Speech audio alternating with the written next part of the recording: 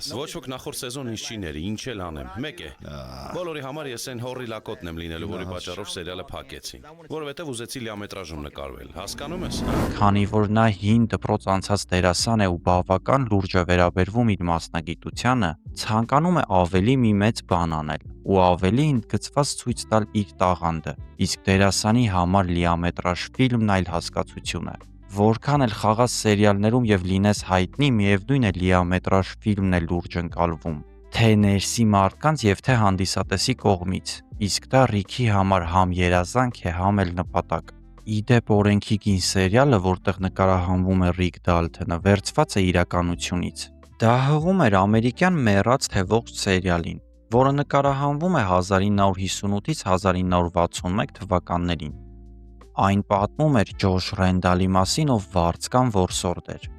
որը շրջում էր արևմուտքում եւ բռնում հանցագործներին։ Նա հայտնի էր իր կարճ Վինչեստրով, իսկ Ջոշին մարմնավորում էր վեսթերն ժանրերից հայտնի աստղ Սթիվ Մաքքուինը։ Տարանտինոն անդրադառնալով Հոլիվուդին զերծ չի մնում իրականությունից եւ ամբողջովին չի հորինում իր կերպարներին եւ նրանց պատմությունը։